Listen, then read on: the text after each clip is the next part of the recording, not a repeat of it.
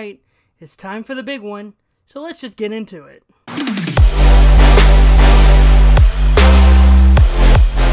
Hello everybody and welcome back to Pitch This here on the MrEliMac channel. I'm your host, MrEliMac, and this is the show where I pitch to you a movie or a TV show that I would like to see get made.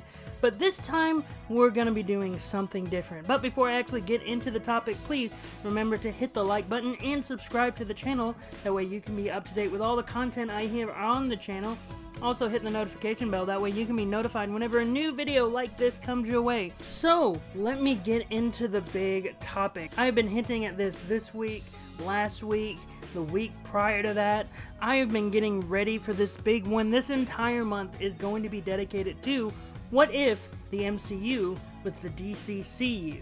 So I'm not going to be looking at sort of like the DCEU and the movies that they put out and try to fill them in the MCU shoes. No, I'm not doing that. I'm just looking at the MCU and just full tilt replacing all of those movies with characters that I believe fit the little boxes. And also, I want to very much state up top that this is very much heavily inspired by Hector Navarro and some of his friends who put together this as well, because I was very much following Hector Navarro all throughout. It was very much leading to Endgame, and they were doing the little solving the puzzle of what if the MCU was the DCCU first, before I was even doing it, and I just so happened to be so enthralled by that thought experiment that I thought I'd put stories to them as well.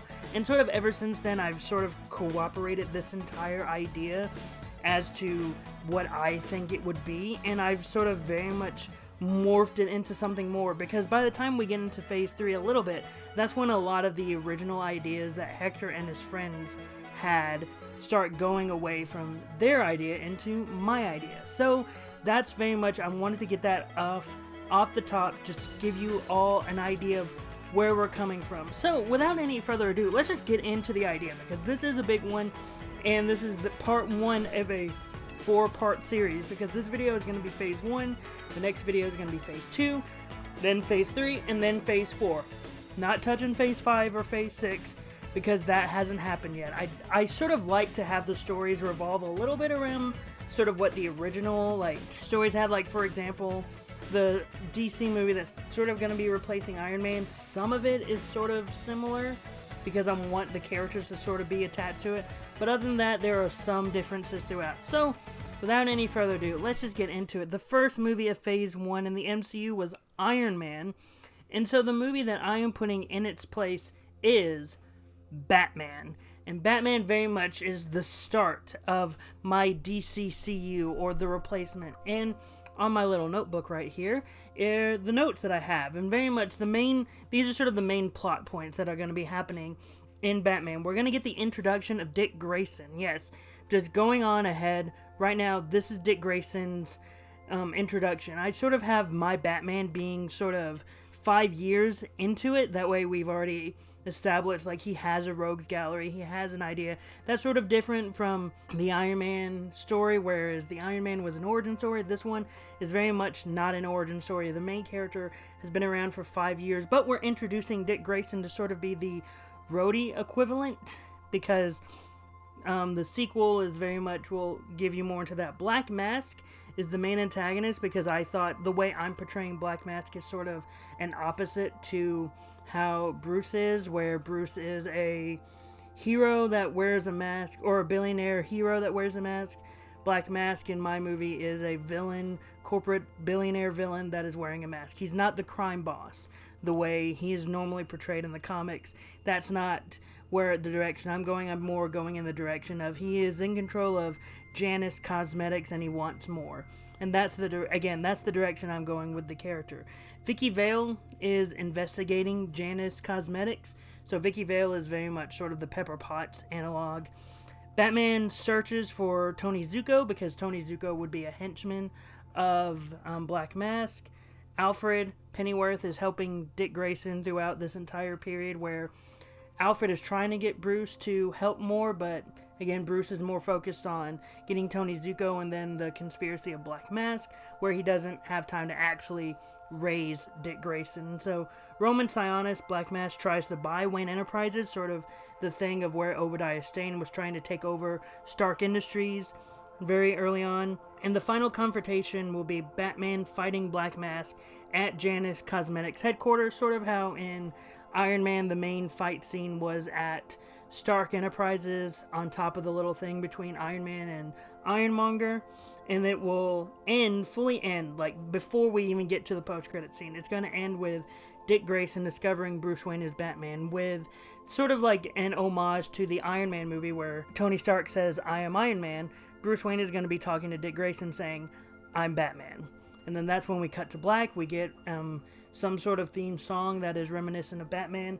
And then we get into the post-credit scene, which I didn't say throughout this story because those weren't major plot points, plot beats that were important, but sort of when you see this post-credit scene, all that would be important retroactively.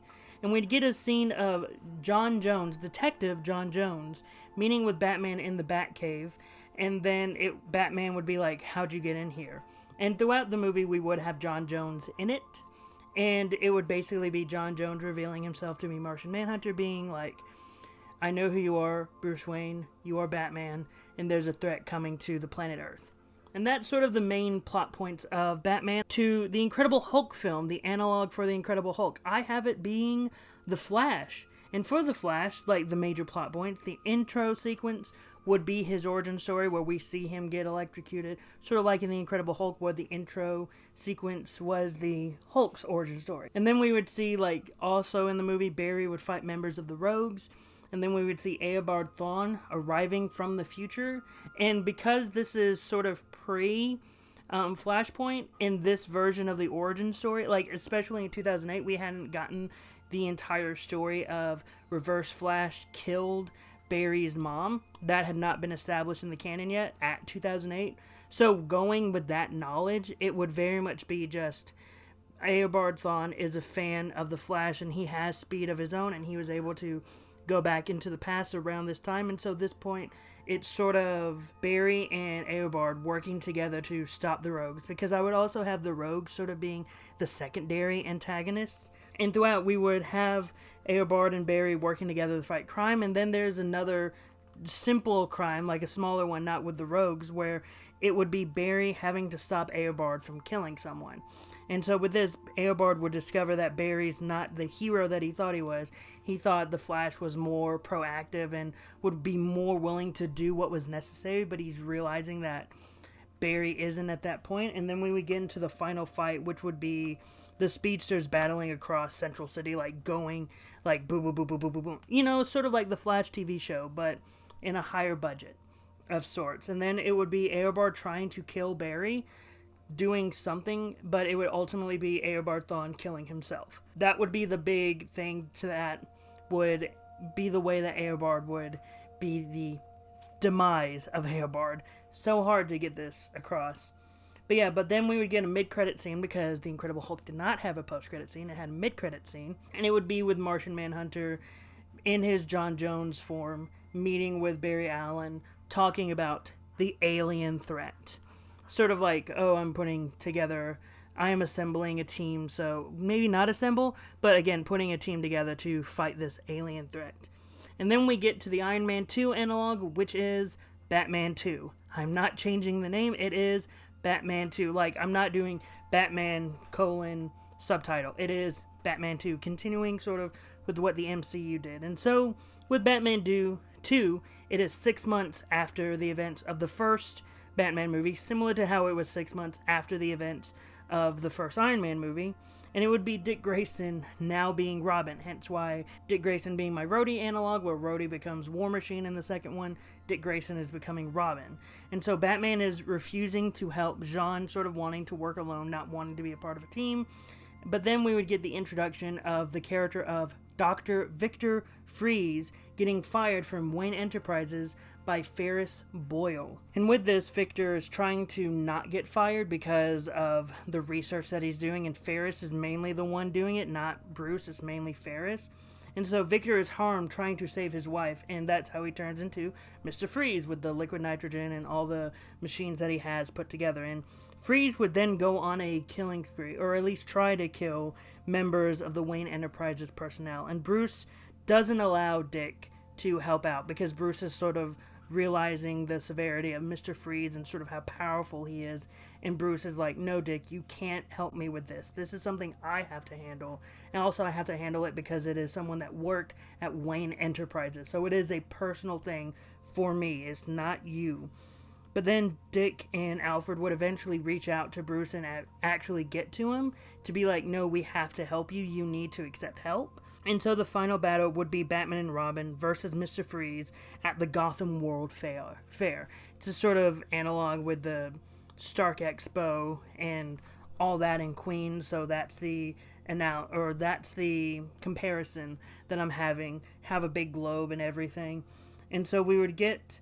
Later, Bruce would vow to help Victor throughout. Oh, and also, I forgot to mention this, Victor Freeze is not the only main antagonist. You need that Justin Hammer analog, and that Justin Hammer analog would be the Penguin, and the Penguin would be the person helping Victor, giving him money to help create the Mr. Freeze suit to better work. Mr. Freeze would make a Mark I version of it when he first goes up against Batman and Robin, but then, Penguin would facilitate more money, that way he can create a bigger version, not a bigger version, but a better version of sorts. And then we would get a post-credit scene of a wonderful island, and we would see a woman standing on a mountain, looking out into the distance, just raven hair, but then we would see just a band on her wrist, and then we would just hear the name Diana. Cut to black, and that would be the hinting of the next movie, sort of like how Thor had more of a hammer. It's a whole lot easier to do the hammer thing. For Wonder Woman, I was trying to think of an analog. Maybe now I could have just done the lasso of truth on the beautiful island. I didn't think about that at the time when I was writing these ideas, but now thinking that might have been better. Also, I forgot to mention, Jon Stewart would be a major character in this film, because I would have sort of the Green Lantern, or at least Jon Stewart in this movie, be the Black Widow analog. And sort of throughout the entire thing of this particular movie, Jon Stewart would never use any of his Green Lantern powers because he's in the military. He's in the Marines. He wouldn't need to. He knows how to fight people. But we would later, near the end of the movie, where it's, Jon Stewart going through having to fight his way through the Penguins' Ice Club Lounge or Iceberg Lounge and stuff like that. That's when he would be like, all right, there's too many people. And then that's when he would start using the Green Lantern ring. And that's when we'd be like, okay, now I understand why he's here. And so now we get into the Thor analog movie, which is Wonder Woman. It starts with the origin of the Amazon. Sort of like it would be mapped out as a way of, through vases, different vases showing images sort of in motion, and that would be sort of how we would get the origin story of the Amazons. And Diana would be banned from training, but Antiope and Philippus would train her. Two Amazons would train her, and near the end of that training, when we get to main age Wonder Woman, Steve Trevor would crash near Themyscira, and Diana would prove herself to be the champion of Themyscira, becoming Wonder Woman, and that's when Diana would return Steve to the United States via the Invisible Jet, aka they just take Steve Trevor's jet and make it into the Invisible Jet, because I'm not giving Diana the power of flight, because I don't like it when Diana can fly. I like it when she has the Invisible Jet, but that's just because I just like that little thing from the comics. And when they get back to the United States, they are briefed on the war in Pakistan, which is a small country in DC Comics that was run by Russian General Zod. It would be that country, but I wouldn't have Russian General Zod because we're not there yet. I don't have General Zod in any of these pitches, so don't worry about that. And then we would have Steve, Diana, and Etta Candy all going out to defeat Ares. But then we would have Deimos, child of Ares, would be there, and he would be sort of like the main lieutenant, leading Pakistanian forces, because again, it's a war, so Ares is feeding off of the war. But Diana would kill him, and Steve and Etta would leave to stop a bomb that would be going to the United States from the Pakistani people. But then again, the Pakistani people aren't really evil. They're not actually the bad guys at all. It's mainly just the forces of Deimos and Ares sort of controlling them, forcing them to do all of this. So they're not really bad guys at all. It's sort of they're just mind controlled into doing all this. And that's when we get the big reveal of Ares being General Sam Tolliver, who would be like the main general and the main superior that Steve and Etta have to speak to. So yes, there is a twist on who Ares is, and it's an ally of Wonder Woman, Steve, and Etta. And so we get into the final fight, which is Wonder Woman versus Ares, and that would sort of be, there would be a reveal, like, sort of right after, like, in the middle of the fight, where Ares would reveal to Diana that she is actually his daughter. I'm changing that origin, where instead of Diana being the daughter of Zeus, I want her to be the daughter of Ares, because I just think that's a little bit more poetic, because the entire time Diana is forced to fight Ares throughout all of her comics, and I think it would be interesting to have her be sort of the daughter of Ares, sort of the daughter of the god of war. But that's just me. I think that would be interesting. And so in the fight, they would continue going, and then it would ultimately get to the point where she would just lob his head off, cut his head off, sending him to the underworld. Sort of like the animated Wonder Woman movie from 2009. If you've ever seen that movie, it's a really great animated movie.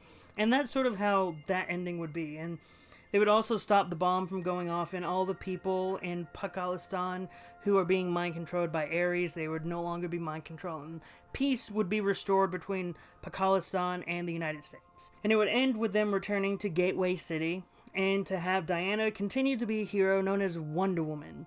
And we would have the post-credit scene of J'onn J'onzz in full Martian Manhunter look, and Aquaman would be with him to speak with Diana to join their little team. And then we get into the next one, the Captain America the First Avenger analog, which is Superman, Man of Tomorrow. And the movie would start like with Martha and Jonathan driving home from wherever, and a rocket landing a few feet away from them. And then that would be the intro, and them going to the rocket and finding Superman. But then we would cut away to that, to modern day, to now, where it's Clark Kent getting to Metropolis and working for the Daily Planet. And Clark would be assigned to work with Lois Lane and Jimmy Olsen. Jimmy Olsen's a younger guy who's sort of like an intern working as a photographer. And they're assigned to cover a LexCorp event. And Lex Luthor is there, and he reveals the new suit called Metal Zero. But then Superman would save the day as John Corbin, who this version of John Corbin would be a terrorist, similar to the Superman the Animated Series version. And a mercenary. That's the version of John Corbin I'm going with, and it would be Superman saving the day as John Corbin commits an attack. And then Superman becomes a hero, and he continues to save the day as John Corbin is trying to do these multiple attacks. But then during one major attack, that Superman accidentally injures John Corbin to the point where he is near death. And also when we get the infamous interview between Lois Lane and Superman would say that he is from Earth. He is from the United States, because in his mind, he is a metahuman. He's not an alien. He doesn't know about his alien ancestry in my version so far, or in this version so far, in the way I've put it together. So we will get the alien reveal, but it's not in the first Superman movie, because I want to build that. Even though we as the audience know he's an alien, I like the idea of drawing that story out. Also, the big reveal of he is an alien is something that I would find, that I have interesting planned out. And so Corbin, with the help of Lex Luthor, would become Metallo, and then there would be the final fight, with the kryptonite heart of Metallo. The final fight being Superman fighting Metallo, and it's getting to the point where Superman may be defeated, but he's able to get back up, and he saves the day. And the final scene would have J'onn meeting with Clark, like before the credits start rolling, sort of like how Nick Fury meets with Captain America. That would sort of be the scene of J'onn as the Martian Manhunter meeting with Clark Kent. And so the post-credit scene, similar to Captain America the First Avenger, would be the Justice League trailer. And then we get into the big Avengers movie, which is the Justice League. And it starts with an alien starfish invading a small town, just a small town, sort of like the intro to the Avengers. And then after that, we would get the Justice League logo. And then it would be the team starting to sort of come together. Batman still hesitant, like Batman still begrudgingly working together as a team. He's fine with working at it, but he's begrudging. Superman sort of like, all right, cool, we're working together as a team. Wonder Woman's sort of in awe of Superman. John Stewart, coming back to Earth in full Green Lantern gear, talks about something that he had to handle in outer space with the Green Lantern Corps, and John very much bringing Flash and Aquaman back together, and it's very much John being like, oh no, the threat is here. It is coming. Because mental powers, he can sense that. And so the starfish, multiple starfish, start invading Gotham and Metropolis, and then after they continue doing that, a larger starfish just arrives and the team fights it and it beats it and it's over. The day is saved, and it's revealed that a different person is actually the leader of the starfish cult, and it's a man named Kobe, C-O-B-I, and they are known as aka Kobe, aka Starro the Conqueror. And the team battle him with the aliens from different planets as his army, because Starro the Conqueror has conquered different planets. And so they're like the army, all with the starfish on their face. But ultimately Starro is able to get the win, and Starro even recognizes Clark as an alien, and Clark's a little confused, what do you mean an alien? I'm from Earth. And we don't get a full backstory on Clark. It's just that's the one little early hint of Clark as an alien, and then we move on from that. But then ultimately we get the team sort of again a little wary, oh, we got beat, and we are able, through Martian Manhunter, being no, we have to do this. We can do this. We are a team. We are here to give justice for the people. And if we do not stop Starro, then there will be no justice this day. And so the team is able to come together one final time, with a final fight being the Justice League versus Starro and all the henchmen. By the way, I should have mentioned this in my Superman movie. I've actually depowered Superman a bit, for at least to the length of he is in the Superman the Animated Series, where a character like Livewire can easily fight him, and we don't have to worry about if Livewire is too weak to fight Superman. I've sort of powered him down to that level. At the end of the day, Justice League saved the day and promises to get back together again. And then we get into the mid-credit scene, and we see we're on a planet. It's destroyed. There's fire in the air, and we see a hooded figure walk up, and we hear the voice, and we look at his face. It's sort of human, but still mainly alien, and it's the character of Desaad speaking with Darkseid. So there's your little The Other and Thanos. Darkseid is the big bad of Phase 1. I'm letting you all know that now. And then we get into the post-credit scene, where it's just the JLA meeting, or the Justice League meeting together in some big room, or some big hall, and they're all sitting at a round table. And it's just Superman being this sort of feels nice, sitting here. And then all the other members of the team are just and then that's it. And that is Phase 1 of the DCCU, if it were the DCCU instead of the MCU. That is just Phase 1. I have, again, next week will be Phase 2, where we get more into, your Iron Man 3, your Thor the Dark World, Captain America the Winter Soldier, Guardians of the Galaxy, of the Avengers, Age of Ultron, and Ant-Man.